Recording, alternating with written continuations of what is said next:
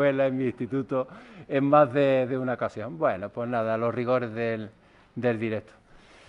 Me reitero en la bienvenida, buenas tardes, bienvenido a vuestra casa. Me llamo José Sánchez Rodríguez, soy secretario del Congreso, miembro del comité organizador, y lo primero es agradecer me toca presentar a esta persona que tengo a mi lado, Ángel Pérez Gómez. Agradecer a Ángel que haya podido estar con nosotros. Se lo pedimos consciente de su agenda para 6 meses, pero aún así es de agradecer que haya hecho un hueco en su agenda para estar aquí con nosotros. Presentarlo académicamente pues es la tarea más fácil del mundo. Yo en esta tarea he tenido la facilidad de poner en Google su nombre y apellido y aparecer multitud de páginas hablando de Ángel Pérez Gómez. Y podría decir, bueno, que es catedrático de esta universidad en el Departamento de Didáctica y Organización Escolar, que es autor de decenas de artículos, de decenas de libros, capítulos de libros, que la Universidad de Málaga ha compartido su actividad docente con una labor investigadora intensa y una labor de gestión también importante, siendo uno de los cargos que ha tenido es vicerrector de la Universidad de Málaga. Es director de un grupo de investigación por más de 30 años. Podemos decir también que ha sido director de proyectos de I+D relacionados con las tecnologías. De hecho, en concreto, relacionados con la tecnología en Andalucía, pues podría citar el Banco de Recursos TIC, BARTIC, de la Consejería de Educación de la Junta de Andalucía, o la Base Andaluza de Recursos de Innovación Educativa, BARIE, o la evaluación de centros TIC, EVACENTIC, que se llevó a cabo hace unos cuantos años. Y aquí podría estar un rato, pero en ese caso me consumo el tiempo mío y el suyo, así que por tanto voy a hacer lo más breve posible diciendo que es una satisfacción poder contar con su presencia, entre otras cosas porque es una de las personas que puede poner orden en este mundo tecnológico que nos rodea, porque son muchos destellos los que nos encontramos a nuestro alrededor, nos dejamos obnubilar por las recetas y por las cosas que hace cada uno, buscamos trucos, a veces nos convertimos en esclavos o en adictos a la tecnología, y de vez en cuando es una satisfacción tener a alguien a nuestro alrededor que ponga las cosas en su sitio y que cada recurso lo coloque en el lugar que le corresponde. Ángel Pérez, desde luego, cumple esos requisitos. Y a nivel personal, yo destacaría de él su capacidad de trabajo, su acertado juicio y la capacidad de realizar un análisis riguroso del mundo digital que nos rodea. Por tanto, nada más, Ángel tiene la palabra, bienvenido y es un placer estar contigo. Muchísimas gracias, Pepe. Bueno, muy buenas tardes a todas y a todas. Es un placer para mí compartir mis reflexiones, mis preocupaciones en este campo que tanto nos preocupa a todos, por los horizontes que abre también y por los riesgos a los que nos tenemos que enfrentar. Bienvenidas y bienvenidos. Es un placer ver el salón de actos hasta arriba. Mi enhorabuena y mi reconocimiento y mi agradecimiento a Julio y a Pepe y a los organizadores porque han conseguido poner en marcha y poner en pie un congreso que ya es la 6ª edición, me parece, ¿no?, de tal características y con tal nivel. Bueno, no sé si poner las cosas en su sitio, al menos sí plantearos lo que a mí me apelan todos estos problemas actuales a los que nos enfrentamos.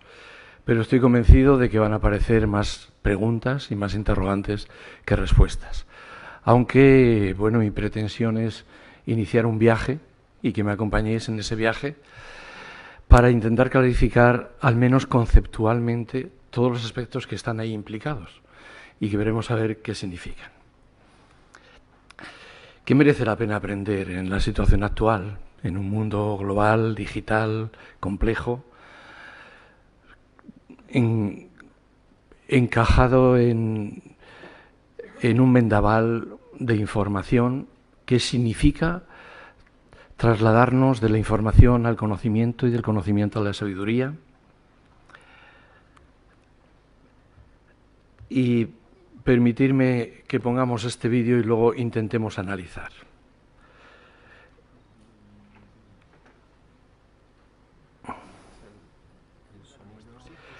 Aquí el sonido está a tope. Las habilidades necesarias para trabajar Y también y ser ciudadano del siglo XXI se han unificado. Son las mismas habilidades. Verás, ¿se puede dar un poco más fuerte? No, hay gente que está a hace tope. largas listas, pero yo Pues creo que vamos a ver si lo escuchamos. Para que la sociedad funcione necesitamos todo tipo de disciplinas y habilidades.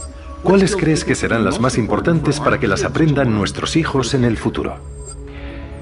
las habilidades necesarias para trabajar, aprender y ser ciudadano del siglo XXI se han unificado. Son las mismas habilidades. Verás, hay gente que hace largas listas, pero yo creo que al final se reduce a un par de cosas. Un estudiante debe aprender a pensar de manera crítica. Esto significa, según mis investigaciones, que los estudiantes deben saber hacer muy buenas preguntas. Hoy en día, saber hacer buenas preguntas es mucho más importante que memorizar respuestas fáciles. La segunda habilidad necesaria es la capacidad de colaborar. Cada vez más todo el trabajo se realiza de forma colaborativa. La tercera es tener buenas habilidades comunicativas, tanto orales como escritas, y también para escuchar. Por último, deben resolver problemas de forma creativa. Descubrí con mi investigación que hay dos tipos de innovaciones. Las que crean nuevas posibilidades, y eso es cuestión de juntar tiempo y talento, como Steve Jobs, y las innovaciones que son el resultado de soluciones creativas a problemas. He descubierto que solucionar problemas de forma creativa es cada vez más clave, es la habilidad más demandada. Esas son las 4 habilidades importantes, pero además creo que hay un par de disposiciones importantes. Los hábitos de la mente, los del corazón también, la capacidad de ser empático, creo que es muy importante en el mundo actual, esencial para el buen trabajo en equipo. Perseverancia, tenacidad, autodisciplina, por supuesto, pero también es necesaria una fuerte visión moral de la vida. Una noción de lo que está inherentemente bien o mal. Creo que estas son las cualidades y habilidades más demandadas en el mundo laboral y son las mismas que se necesitan para el aprendizaje y como ciudadano. El papel del profesor tiene que cambiar. Ya no es lo que enseñamos ni cómo lo enseñamos, es quién somos en el aula. Hasta ahora, los profesores trabajaban en un contexto de escasez de conocimiento, pero hoy ya no es así. El conocimiento es un producto, es gratis, está en cualquier dispositivo con acceso a Internet. No hacen falta un colegio ni un profesor para adquirir conocimientos. ¿Qué es entonces un profesor? Cuando investigué a algunos innovadores jóvenes, descubrí que tanto sus padres como sus profesores habían animado de manera explícita su motivación intrínseca y su potencial con 3 cosas: juego, pasión y propósito. Nacemos siendo curiosos, creativos e imaginativos. Es el ADN humano. Un niño de 4 años hace una media de 100 preguntas al día y casi cualquier niño de párvulos se considera a sí mismo un artista. Pero luego sucede algo a lo que llamamos colegio. Porque los niños cuando tienen 10, 11 o 12 dejan de hacer preguntas y empiezan a preocuparse por acertar las respuestas del examen. Y casi ninguno se considera a sí mismo un artista. Si entendemos que para el mundo es más importante lo que puedes hacer que lo que simplemente sabes, y que nos estamos alejando de la falsa credencial que es el tiempo que hemos pasado sentados en clases para aproximarnos a las competencias reales que se exigen en el siglo XXI, ¿cómo van a saber las empresas y universidades qué talentos tienen los estudiantes? La mejor forma para ello es ver el trabajo del estudiante. Así que cada vez más se ve una tendencia hacia los portfolios digitales. Hay muchas plataformas para ello. De hecho, cada vez más empresas dicen: quiero ver una muestra de tu trabajo, quiero ver lo que puedes hacer. No me digas lo que has hecho, enséñamelo. A los padres de hoy en día los veo muy intranquilos, pitiva como lo era antes. Como he dicho, el mundo quiere saber qué puedes hacer con lo que sabes, no dónde estudiaste. Entonces, ¿qué pueden hacer los padres? Creo que una de las cosas más importantes que pueden hacer es motivar a los jóvenes para que encuentren inquietudes reales y las persigan. Inquietudes que puedan convertirse en pasiones. Se habla mucho de la determinación, la tenacidad, la perseverancia, la autodisciplina, pero ¿cómo se aprenden estas cosas? No será teniendo a una madre encima, gritando: ¡ya yo creo los deberes! No. Uno aprende perseverancia persiguiendo inquietudes reales, inquietudes que se convierten en pasiones. Un joven que persigue un interés real, el cual puede convertirse en pasión y luego en objetivo, está creando su propio mundo. Puede que no sea el que sus padres siempre quisieron para él, puede que no sea un mundo de fama y fortuna, pero será su... Bueno, creo que es suficiente. Han aparecido habilidades, han aparecido capacidades, han aparecido también disposiciones subjetivas de la mente, del corazón, dice. Después aparecen las palabras competencias, conocimientos. ¿Qué es todo eso? ¿Qué significa? ¿Qué sirve? ¿Para qué sirve? ¿Cómo podemos clarificarlo?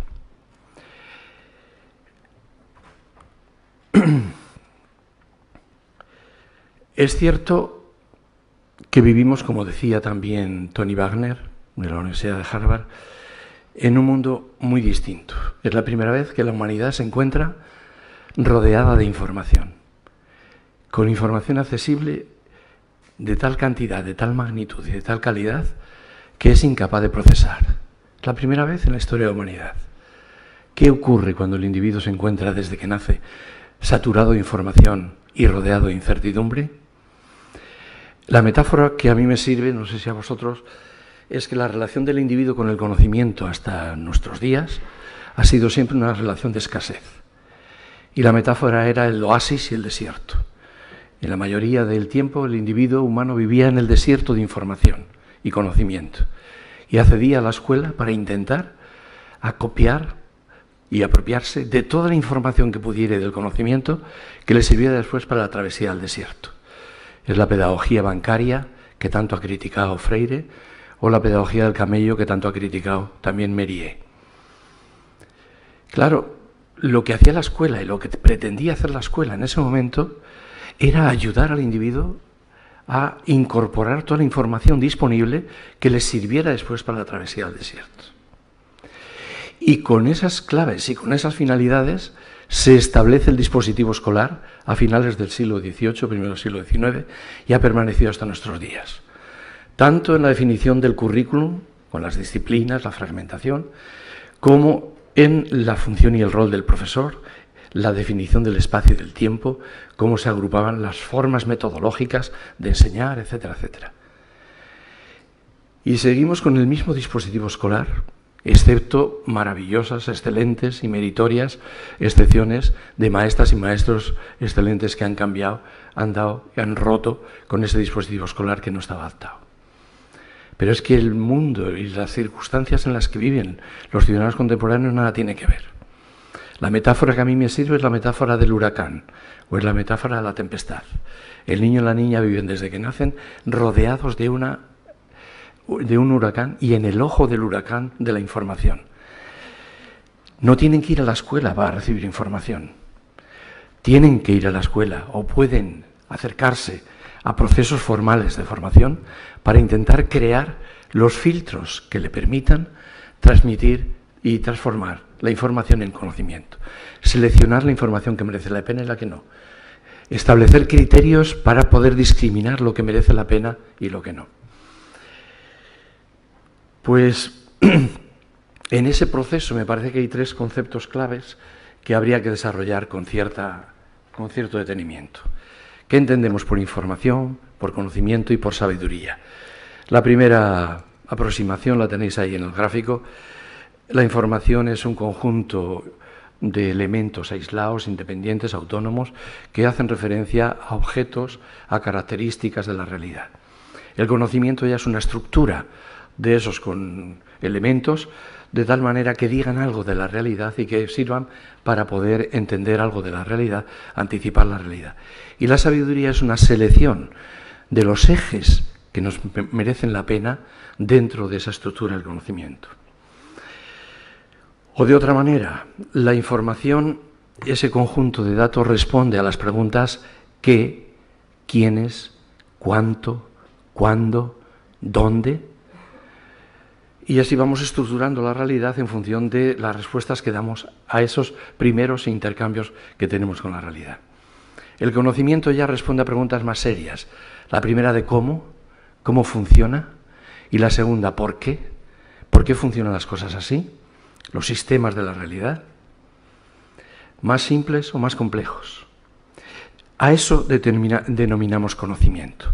A los esquemas, modelos, mapas mentales, guiones, que nos ayudan a comprender la complejidad de la realidad. Para poder explicar cómo funcionan y por qué funcionan de una manera determinada. Y la sabiduría responde a una pregunta mucho más compleja. ¿Para qué? ¿Hacia dónde? Tenemos el conocimiento de cómo funciona la realidad. ¿Y hacia dónde queremos ir? ¿Qué pautas teleológicas nos proponemos y por qué? ¿Para qué?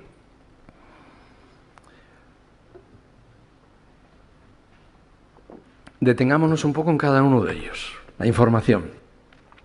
Es cierto que vivimos en un mundo saturados de información, y las niñas y los niños mucho más que todos nosotros. La información es una información a través del intercambio real, experiencial, que tenemos con los objetos, y también a través de los símbolos con los cuales representamos a los objetos. Pero desde la aparición de Internet y de la aparición de los medios de comunicación de masas, es más un intercambio, una interacción con la virtualidad. La virtualidad durante mucho tiempo ha estado gobernada por los medios de comunicación, escritos, orales, audiovisuales, etc.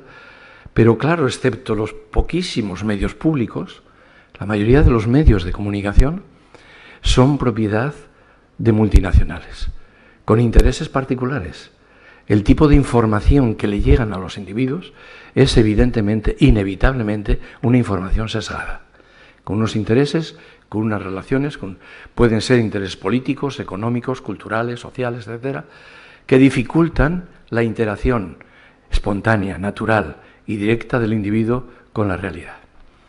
Apareció Internet y todos dijimos, se abre el mundo del horizonte, ya no somos de ninguna manera, no tenemos por qué estar sometidos a los medios de comunicación, escritos, orales, audiovisuales, televisión, etcétera, sino que a través de Internet podemos convertirnos en consumidores libres de información y productores libres de información. Bueno, todo nuestro gozo en un pozo a partir de 2009. Las redes sociales más importantes se ponen de acuerdo y empiezan a establecer algoritmos de búsqueda de información que están sesgados. Y están sesgados en función de intereses fundamentalmente económicos. A través de los filtros personalizados, los que se han denominado echo chambers o burbujas de filtros personalizados. Toda la información que nosotros vamos poniendo en las redes, a través del me gusta, a través de las páginas que visitamos, etcétera, etcétera, componen un perfil de cada uno de nosotros. Y las redes tienen ese perfil y nos devuelven, para nuestras búsquedas, una información que se supone que es la que nosotros estamos buscando o la que con nosotros nos sentimos más a gusto. Pero claro, ¿qué implica la ruptura de la pluralidad?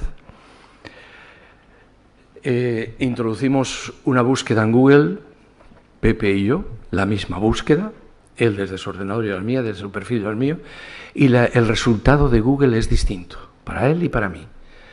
Porque los algoritmos de filtros personalizados acomodan la búsqueda al perfil que yo tengo en la red. Y eso significa la tautología. Me están devolviendo aquello que yo quiero escuchar. Pero están empobreciendo mi mundo, porque de alguna manera estoy enfrentándome otra vez a la información dentro del nicho o de la red pequeña, restringida, en la cual yo me muevo. Eso, evidentemente, todos nos sentimos muy a gusto, porque significa alimentar el sesgo de confirmación que tenemos todos. Todos vemos lo que queremos ver.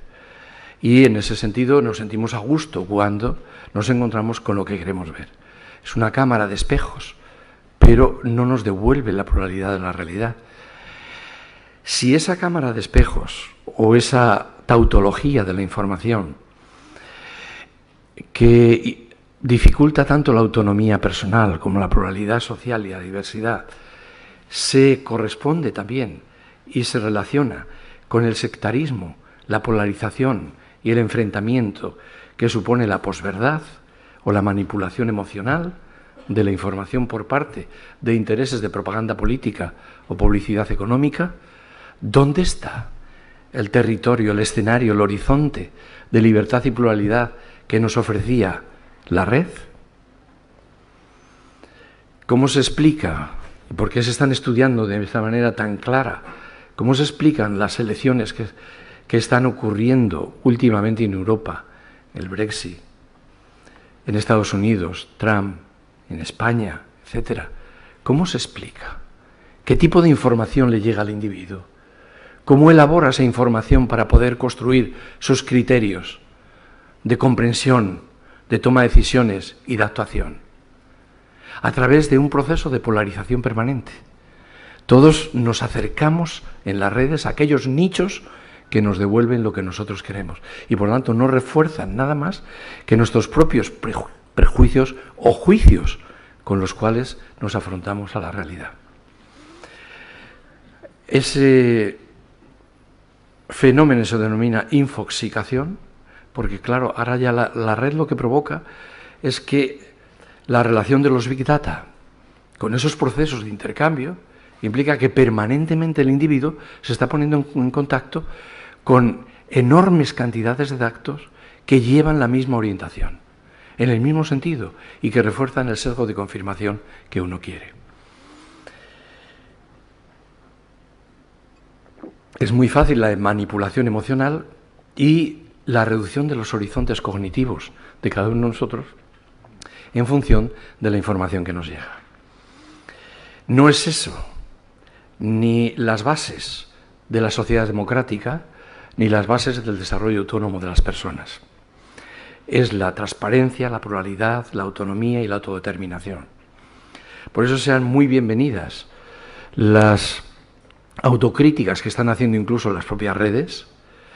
Este año, tanto Google como Facebook y también Twitter se han planteado sustituir los algoritmos con los cuales desarrollaban las búsquedas de filtros personalizados por algoritmos que el individuo pueda ir eligiendo poco a poco en función de los sinónimos o de los antónimos.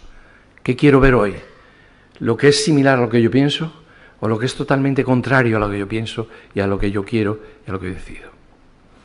Y sobre todo, la iniciativa que ha tenido el mismo creador de Wikipedia, que es la Wikitribune, una web crítica y democrática de noticias, en la cual se empieza a construir democráticamente también la posibilidad de cuestionar, de indagar, de valorar, de seleccionar y de criticar lo que significa. En esa red de información, que es la primer escalón del conocimiento, la materia prima del conocimiento, pero no es el conocimiento, es la materia prima con la que se elabora el conocimiento. Pero el conocimiento es un proceso de elaboración a partir de esa materia prima. Y al menos a mí me sirve para poder elaborar, distinguir dos componentes básicos del conocimiento: el conocimiento declarativo y el conocimiento procedimental. Otros lo llaman el conocimiento y el saber. El conocimiento declarativo es el saber qué. El saber qué. La información, los conceptos, de los conceptos elaboramos proposiciones, de las proposiciones elaboramos mapas, modelos, esquemas, guiones. De los mapas, guiones, esquemas elaboramos teorías y de las teorías elaboramos paradigmas. Para mí, el escalón mínimo del conocimiento útil para el ser humano es el escalón de mapas, guiones, modelos, esquemas mentales. Y el niño y la niña los construyen desde que nacen, porque son agrupaciones que empiezan a construir patrones que les sirven para comprender, para tomar decisiones y para actuar. Están cargados de lagunas, de insuficiencias, de contradicciones, de prejuicios. Y en la escuela o en la interacción formativa de mayor nivel que hagamos, lo que nos debe de preocupar es cómo ayudamos a que los niños y las niñas reconstruyan no sustituyan, sino que reconstruyan los modelos, esquemas, mapas y guiones mentales con los cuales comprenden, interpretan, toman decisiones y actúan. Esa es la clave. La escuela en la que nosotros nos estamos moviendo normalmente se ha movido en el escalón inferior, la información. También de ahí ha pasado al concepto y preguntamos mucho en los exámenes qué significa este concepto, qué significa el otro. A veces a las ideas, pero muy pocas veces a los esquemas, modelos, mapas y guiones. Y este es el corazón, el núcleo del conocimiento declarativo. El conocimiento procedimental hace referencia a los procedimientos que utilizamos los seres humanos para construir ese qué. Para construir ese qué, que va desde la información a los paradigmas, ¿qué procedimientos utilizamos? Es el saber cómo. Primero repetimos, reproducimos, imitamos, etc. Después comprendemos y de los significantes extraemos los significados. Después analizamos y vamos viendo los elementos que hay en cada componente. Después sintetizamos y agrupamos.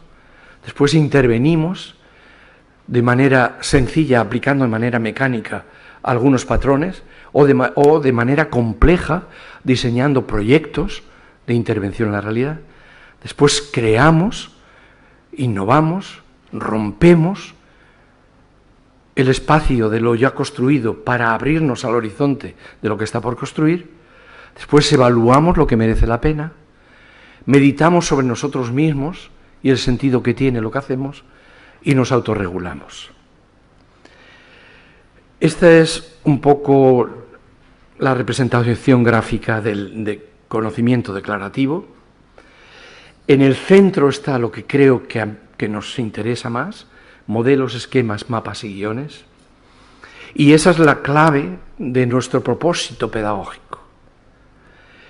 Y aquí la pirámide del conocimiento procedimental. Con todas esas.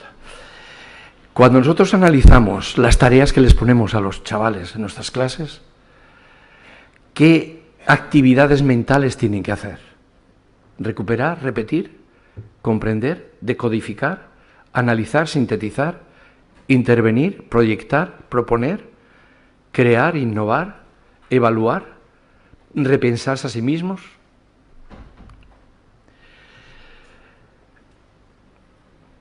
El problema está, esos dos tipos de conocimiento, el conocimiento declarativo y el conocimiento procedimental, o el conocimiento del saber, ¿cómo se producen? ¿Cómo se generan? ¿Cómo se cambian? ¿Cómo se transforman? Y ha habido una ciencia que no lleva más de 20 o 30 años y que a nosotros nos ha llegado no hace más de 10, que nos aporta ahora el conocimiento de cómo se está generando el conocimiento, que es la neurociencia cognitiva. Y ahí no me voy a referir a las aportaciones actuales de la neurociencia que parecen ciencia ficción y que además nos están poniendo en el límite, en el horizonte que se está modificando cada día, que tiene que ver con la telequinesis y la telepatía. Y que veremos aportaciones interesantísimas todos los días en el campo de la medicina, de la educación, de los medios de comunicación, etcétera, etcétera. No, voy a referirme solo exclusivamente a aquellas aportaciones que nadie duda en la actualidad de que son aportaciones admitidas por todos en la neurociencia. Y la primera tiene que ver con la plasticidad del cerebro, que yo lo denomino el conocimiento experiencial. Tanto sea el conocimiento declarativo como el conocimiento procedimental, lo que nos dice la neurociencia es que ese tipo de conocimiento se construye mediante la experiencia y que el cerebro humano es un órgano programado para aprender y que el cerebro humano se construye, la arquitectura del cerebro humano está en función de las actividades que realiza el niño desde que nace. En función de las actividades así se va estructurando los circuitos del cerebro que configuran la estructura, la arquitectura que utilizamos para comprender, para interpretar, para tomar decisiones, para actuar y para evaluar. No es al revés. No es el cerebro el que condiciona nuestras experiencias con la realidad. Son las experiencias que nosotros vivimos en la realidad desde bien pequeñitos las que progresivamente van configurando la estructura del cerebro. Y otra metáfora, por si os sirve. Se forman las estructuras del cerebro de la misma manera que se forman los caminos en la selva. Vamos dando pasos y al repetir los pasos abrimos un sendero. Si seguimos caminando por ahí, se abre un camino. Ese camino una carretera, la carretera una autopista, una autovía y de la autovía una autopista. ¿Y qué ocurre? Que después cualquier estímulo que viene del exterior busca los caminos más fáciles para llegar a la corteza cerebral. ¿Y cuáles son esos caminos? Los que hayamos transitado, los que hayamos construido, las autopistas. Eso significa la plasticidad ilimitada del cerebro. Puede aprender en cualquier momento, en cualquier situación. Y hay una plasticidad funcional y hay una plasticidad estructural. La plasticidad funcional quiere decir que las células, las neuronas, tienen una capacidad funcional para organizarse en redes neuronales en función del uso. Y hay un principio clave, o lo usas o lo olvidas. Y pasa lo mismo que con los caminos en la selva. Si los dejas de transitar, la maleza vuelve a su sitio. Y las neuronas, ¿qué pasa? Que forman parte de otros circuitos, de otras carreteras y de otras tal. Esa es la plasticidad funcional. Una misma célula puede utilizarse para muchas representaciones mentales de diferentes actividades a las cuales se dedica el individuo. Pero hay una plasticidad también estructural. Es decir, cosa que claro no sabíamos, todo lo contrario. Siempre se nos dijo que todas las células se reproducían menos las neuronas. Nacíamos con tantas neuronas y poco a poco iban desapareciendo y morían. No. Incluso en los hombres maduros, todos los días se producen de 10 a 12.000 nuevas neuronas, de las células madres a las neuronas. Que se utilicen o no ya es otra cosa, pero se producen. ¿Qué quiere decir? Y es el experimento que todos habréis escuchado, supongo, el de los taxistas de Londres. Durante 6 meses están dedicados 8 o 10 horas a la práctica de la conducción. Y claro, necesitan un desarrollo permanente del área del cerebro espacial. Se hace un estudio de resonancia magnética funcional antes de las prácticas y después de las prácticas. Individuos que tienen de 18 a 45 años. Y todos incrementan el área del cerebro dedicada a la orientación espacial. Han incorporado nuevas neuronas para atender la necesidad de incrementar los circuitos neuronales que están funcionando, que son necesarios para poder desarrollar esa actividad. Es la actividad la que provoca el desarrollo de la estructura cerebral. Esa plasticidad se basa en la neurogénesis, que es la regeneración neuronal. Algo que no lo sabíamos, bueno, tampoco los médicos en medicina, etcétera, hace 30 años se seguía enseñando lo mismo, que no había regeneración neuronal. Y hay otra que me voy a detener muy poco, pero solo la anuncio porque me parece muy importante, la epigénesis. Todos hemos sido formados en la teoría darwinista de la evolución de las especies. Y es verdad que dio un salto cualitativo muy importante. Pero esa manera de concebir la evolución tan cerrada, tan ciega, que solo evolucionábamos mediante la selección natural de las mutaciones erróneas, normalmente erróneas, de nuestros genes, y que por casualidad una de ellas provocaba el desarrollo de fenotipos que se adaptaban mejor, tal, no podía explicar de manera tan clara la adaptación tan perfecta de las especies a los cambios. Y evidentemente, desde hace ya mucho tiempo, pero que nadie les hizo caso, se empezó a desarrollar el concepto de epigénesis. Y hoy ya no hay nadie que lo dude. Más importante que nuestra genética es nuestra epigenética. Y la epigenética es la capacidad de, en la interacción del individuo con el medio, desde que está en el feto, esa interacción provoca, por interacciones químicas y físicas, provoca la activación de unos genes y la no activación de otros. Y estos son los responsables del comportamiento. a lo largo de toda la vida. Y es mucho más importante la epigenética que la genética, porque es la que determina qué componentes de los genes se expresan y cuáles no. Fijaros la paradoja. Cuando el cerebro más nos ha permitido acceder a lo más interior del individuo, inmediatamente nos proyecta y nos expulsa hacia afuera para decir, no busquéis en mí dónde están las razones o los factores que determinan el comportamiento, buscarlos en la realidad, porque lo que hace el cerebro es reflejar las condiciones de la realidad a las cuales el individuo se dedica a través de las actividades que experimenta desde que nace. Y la epigénesis dice lo mismo, no busquéis en la genética, buscarlo en la interacción de la realidad con la genética, porque el resultado es la interacción de la realidad con la genética. La interacción física, pero también la interacción psicológica y la interacción social. Y esa es la clave. Y dos consecuencias pedagógicas importantísimas, el optimismo pedagógico y la enorme responsabilidad pedagógica. Todo se puede aprender, todos los niños pueden aprender todo si somos capaces de implicarles en las actividades que les provoquen el desarrollo de las estructuras cerebrales más óptimas. Ese es optimismo, pero es responsabilidad nuestra definir los contextos, las relaciones, las interacciones, las actividades, los programas, las tareas, los procesos en los cuales el individuo se implica y en esa implicación empieza a construir estructuras cerebrales que le permitan la expansión. Primero, conocimiento experiencial.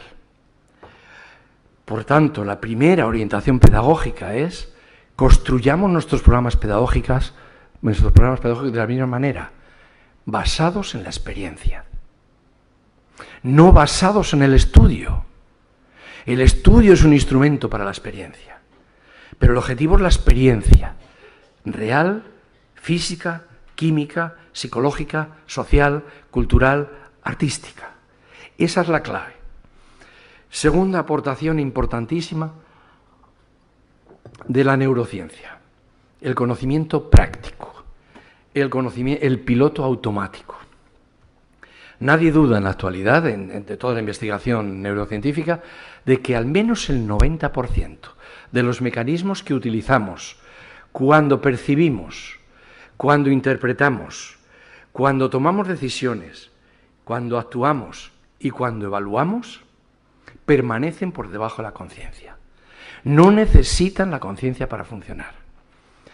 La manera natural de funcionar de nuestro cerebro es construir automatismos. Desde bien pequeñitos construimos automatismos de todo, porque es la manera de ahorrar energía y de provocar eficacia, eficiencia, automatizándolo todo. Y el cerebro todo lo que puede lo automatiza, porque todo lo que automatiza ya no necesita la conciencia y tiene la conciencia libre para poder otear el horizonte y estar atento a las circunstancias de todo tipo. Y los mecanismos automáticos funcionan mecánicamente con muy poca energía sin necesidad de acudir a la conciencia. Al niño pequeño le cuesta mucho aprender a atarse los zapatos y hacer una lazada, pero en cuanto lo aprende, la automatiza y está cantando, está pensando, está haciendo otra cosa y está atándose. Fijaros lo que nos cuesta a nosotros conducir, o montar en bici, o nadar. Y sin embargo, una vez que lo aprendemos, lo automatizamos y ya somos capaces de mantener una conversación mientras conducimos o estar pensando en el tráfico, tal. No necesitamos la conciencia. Todo lo que podemos lo automatizamos, pero automatizamos mecanismos cognitivos, habilidades, hábitos, mecanismos afectivos, actitudes, valores, emociones, etcétera, y responden de manera automática sin necesidad de acudir a la conciencia. Solo cuando no funcionan los automatismos salta el chip de la conciencia para decir, ¿qué está pasando aquí? Bueno, pues el aparato automático cognitivo tan importante, y el emocional tan importante, tan clave para el desarrollo de todos nosotros, es al mismo tiempo nuestra limitación, nuestra grandeza y nuestra miseria. porque construimos automatismos que a lo mejor ya no se adaptan a las exigencias de los años siguientes, de las circunstancias siguientes, de las necesidades siguientes. Y sin embargo seguimos con ello. Quien haya construido esos automatismos potenciadores tiene mucha suerte, pero ¿y quien haya construido automatismos limitantes, restrictivos, incluso tóxicos? ¿Qué ocurre? Que necesita desaprender los automatismos y reconstruirlos por otros automatismos que le permitan la apertura y la potencialidad. Eso ocurre con las creencias, eso ocurre con los hábitos, ocurre con las actitudes, etcétera, etcétera.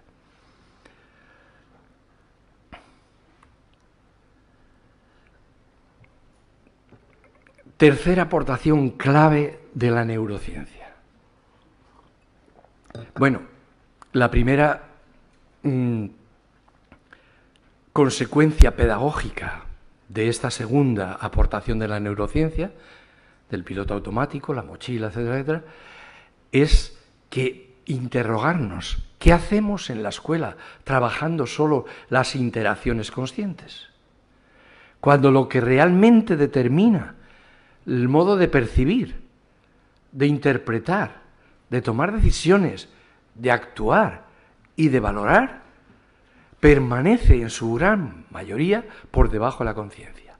¿Cómo somos capaces de ayudar a que los individuos reconstruyan sus pilotos automáticos? No hemos dicho un ejemplo, el piloto automático más maravilloso que tenemos es el lenguaje. Cuesta muchísimo aprenderlo.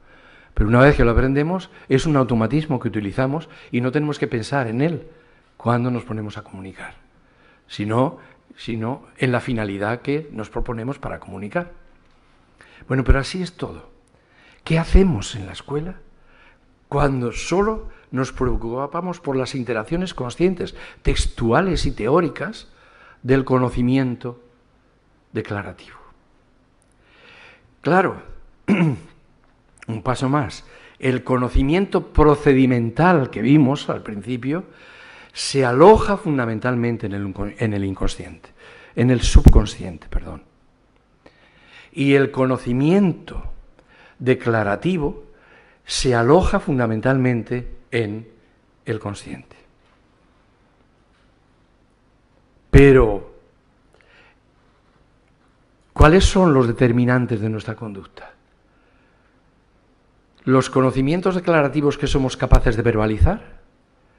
¿O los conocimientos subterráneos que condicionan toda la cocina y la precocina de nuestros modos de pensar, sentir y actuar?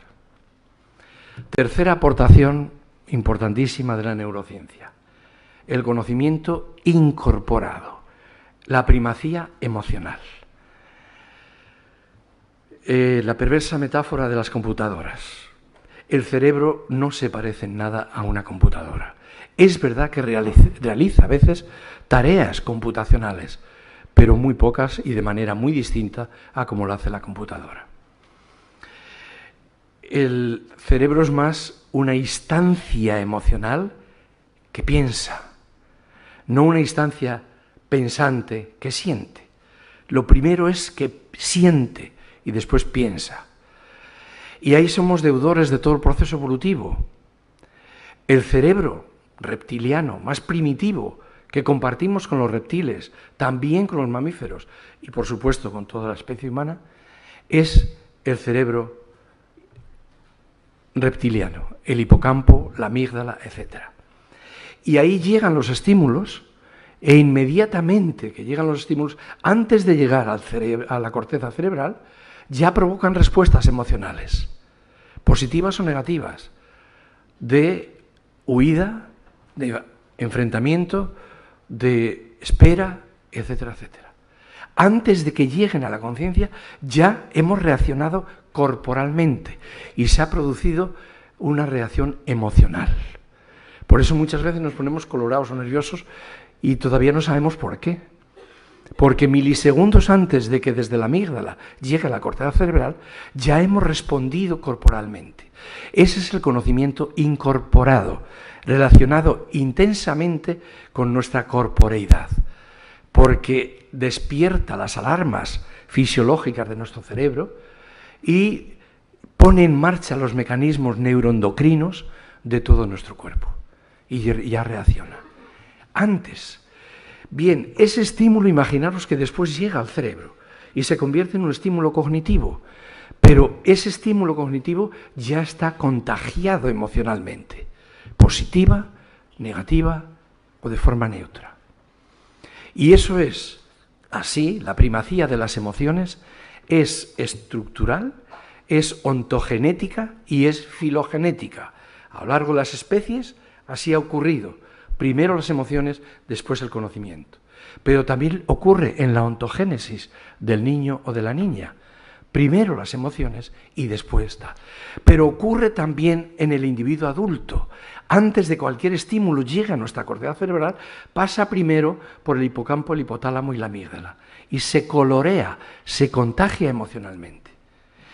Primera consecuencia pedagógica que hacemos en la escuela, sin dar la enorme importancia que tiene a los procedimientos emocionales, todo se contagia y se colorea emocionalmente. Si somos capaces de entrar en el individuo desde su apertura emocional, hemos conseguido la mayoría de los propósitos que podemos tener en los procesos de enseñanza-aprendizaje. Cuando el individuo entra voluntariamente en una actividad, etcétera, etcétera, vuela el aprendizaje. Por tanto, primacía emocional, la primacía de las emociones, el contagio emocional de la experiencia cognitiva.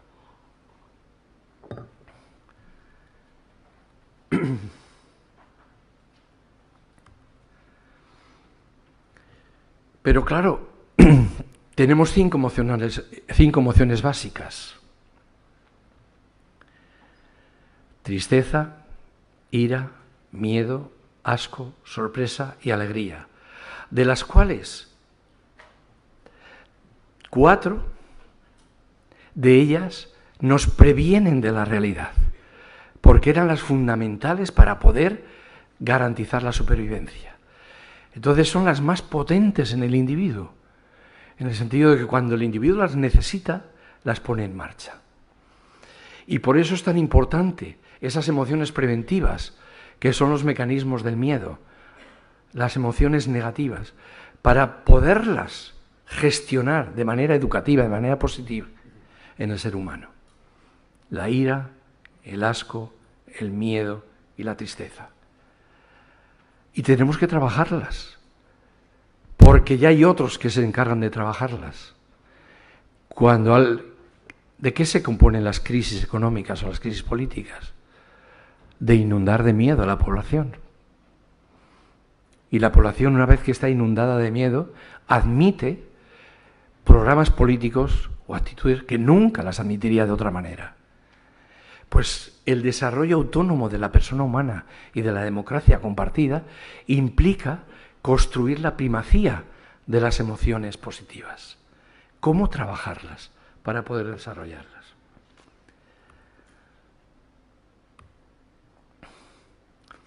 Este es el conocimiento práctico, el conocimiento experiencial, el conocimiento del piloto automático y el conocimiento emocional. Es un conocimiento muy útil desde el punto de vista funcional, pero muy pobre desde el punto de vista epistemológico. Es decir, se ha construido con las mimbres informativas, experienciales, circunstanciales, que han rodeado la vida de cada uno de nosotros, en un ambiente más o menos pobre, rico, etcétera, etcétera, de nuestra vida familiar, social, escolar, etcétera, etcétera. Es un conocimiento práctico cargado de limitaciones, de contradicciones epistemológicas, de prejuicios, de lagunas, de insuficiencias, de deficiencias. Voy a poner unas cuantas que no me voy a detener, pero estas son naturales en todos nosotros. Son resultado de la investigación que se demuestra en cada uno de nosotros. Ese conocimiento práctico, ese conocimiento subconsciente, ese conocimiento automático, ese conocimiento contagiado emocionalmente incorporado, tiene ilusiones cognitivas permanentes. Exagera lo que sabemos y desprecia lo que ignoramos.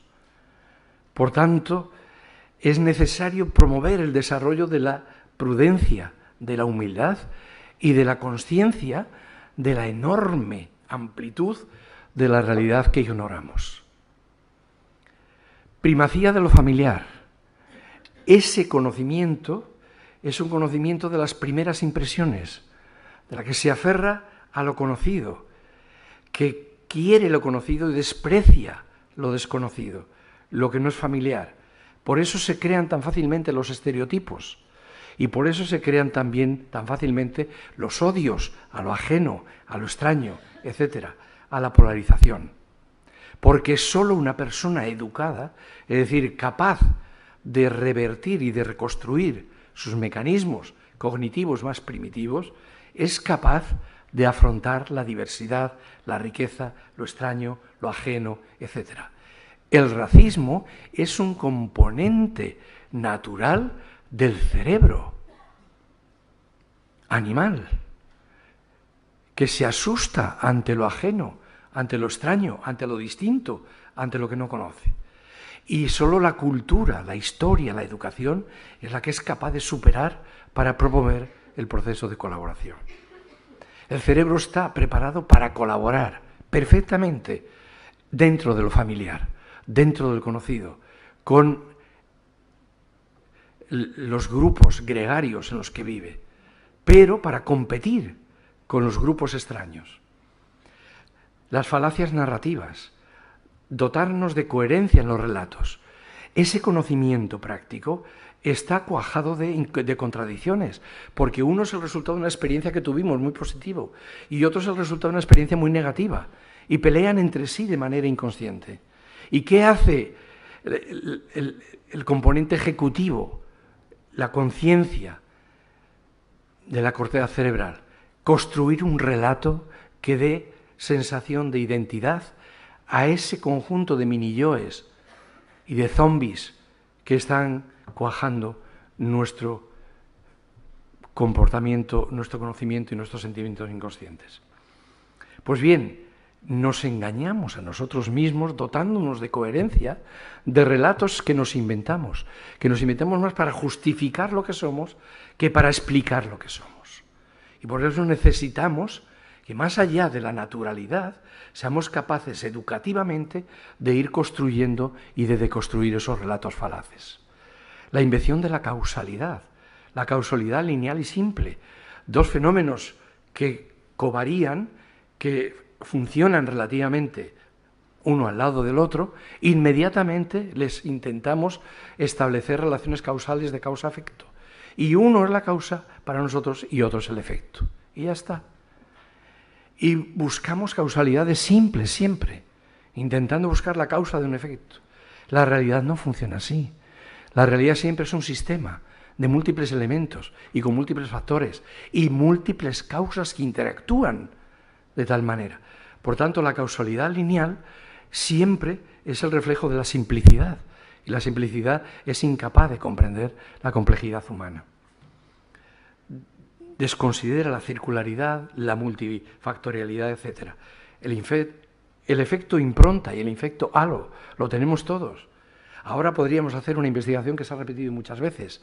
La parte derecha de vosotros empezar a hablar sobre la vejez. Y estáis media hora hablando sobre la vejez. La parte izquierda aquí empezar a hablar de la juventud y de lo que son los niños, los jóvenes, etcétera, etcétera.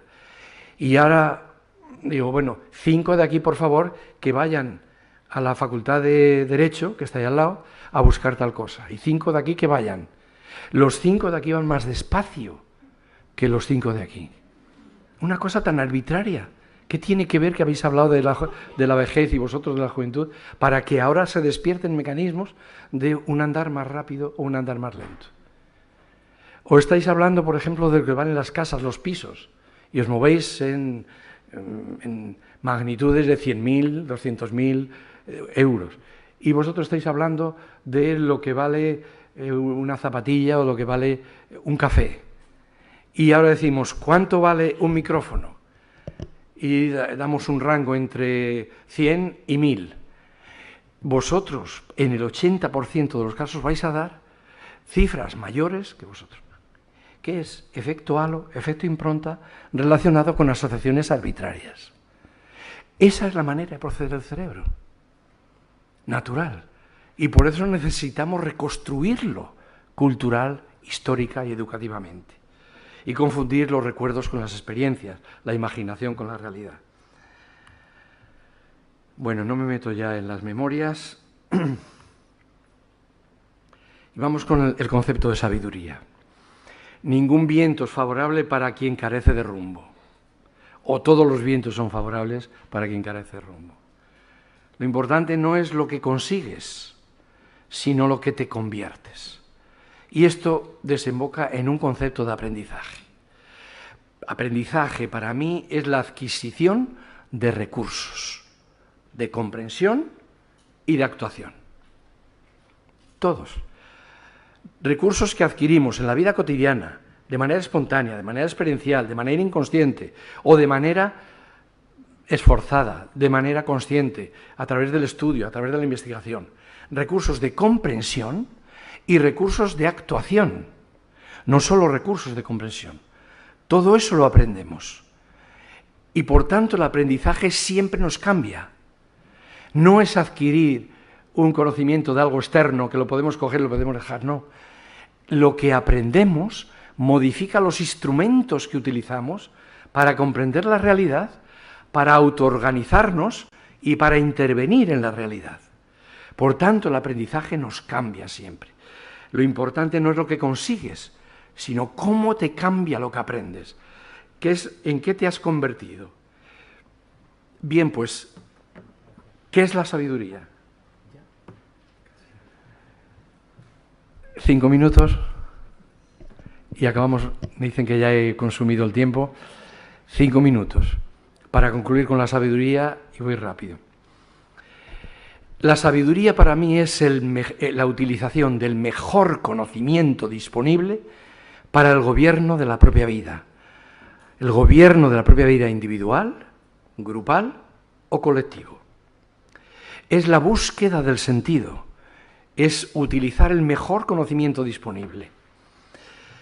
Y eso implica la necesidad de la metacognición y de la reconstrucción de los mecanismos inconscientes o subconscientes de interpretación. La sabiduría es el pensamiento práctico, no el conocimiento práctico, que hemos visto que era subconsciente, etc. No, el pensamiento práctico es la incorporación del conocimiento práctico subconsciente a el desarrollo del pensamiento consciente. Pero no es la sustitución, ni es el rechazo del pensamiento subconsciente. Es la integración del conocimiento subconsciente en el pensamiento. Pero no es un pensamiento teórico, es un pensamiento práctico.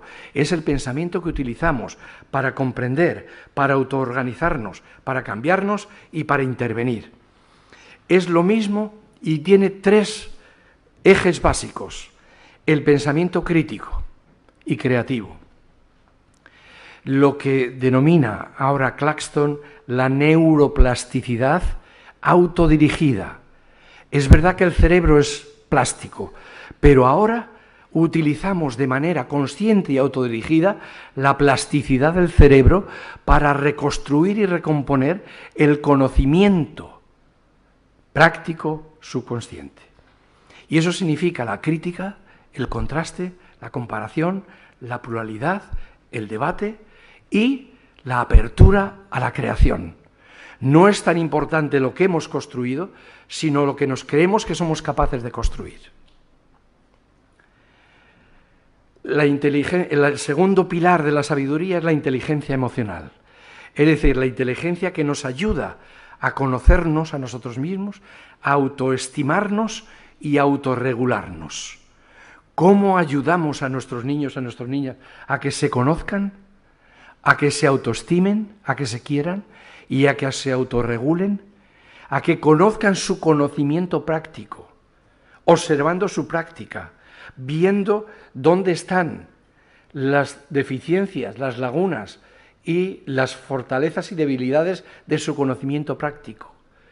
Y cómo se pueden proyectar, modificando su conocimiento práctico, hacia el pensamiento práctico o hacia la sabiduría.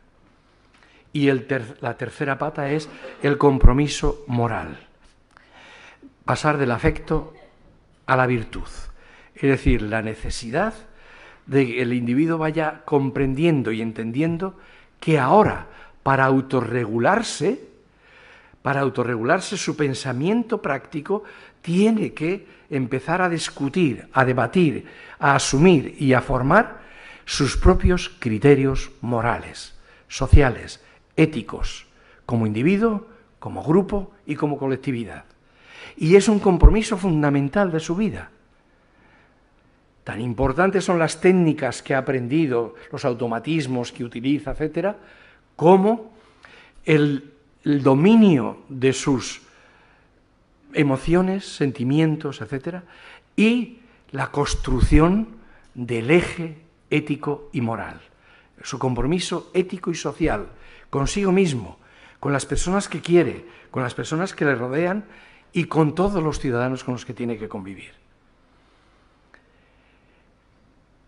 Hay un planteamiento de Davison, otro neurocientífico que se ha especializado fundamentalmente en la neurociencia emocional, que plantea que la bondad es el estadio superior de la inteligencia.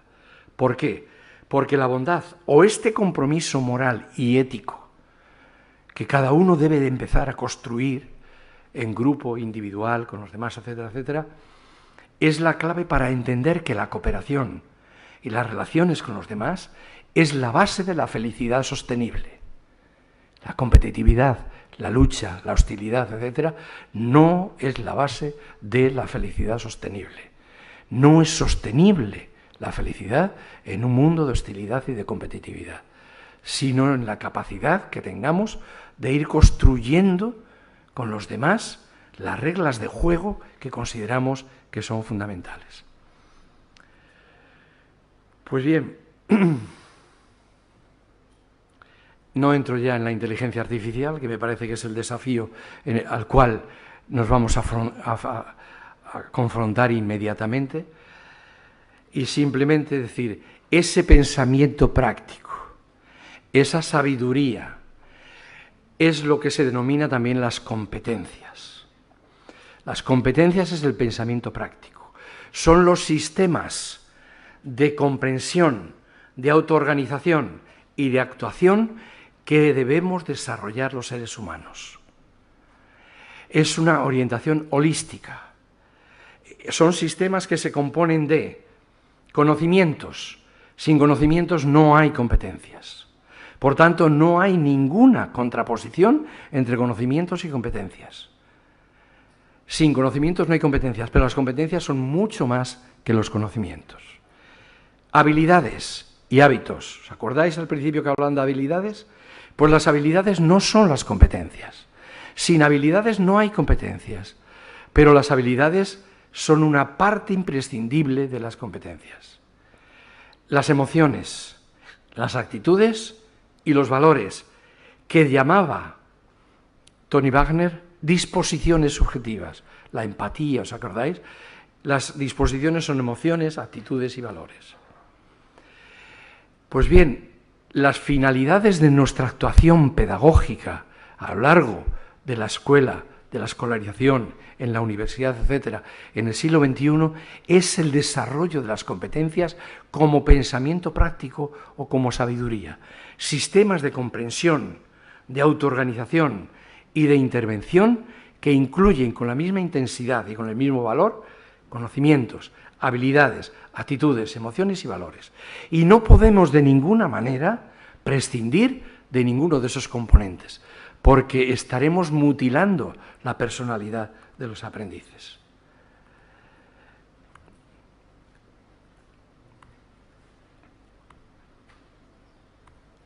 Bien, las competencias son, dicho de otra manera, o ese pensamiento práctico, o esa sabiduría, un querer y un saber.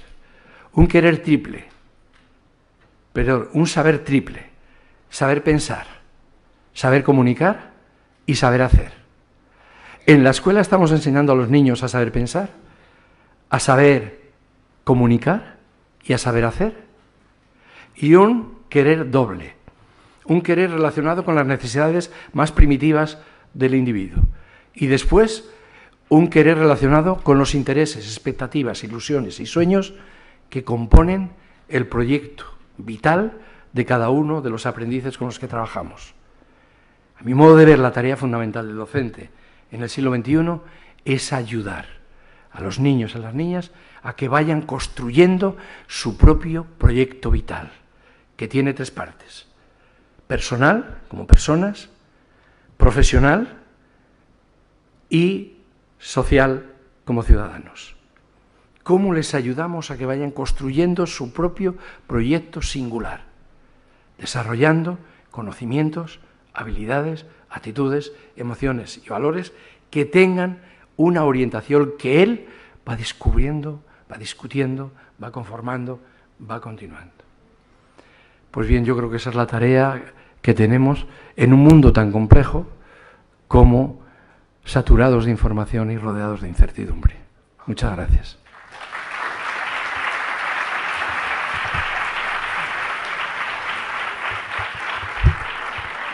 Pues muchas gracias, Ángel. Coincido con tus palabras al principio de la presentación.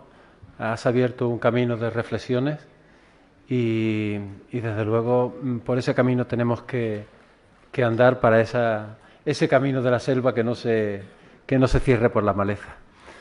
Bueno, a nivel procedimental del Congreso, me parece que en esta sesión no va a poder ser.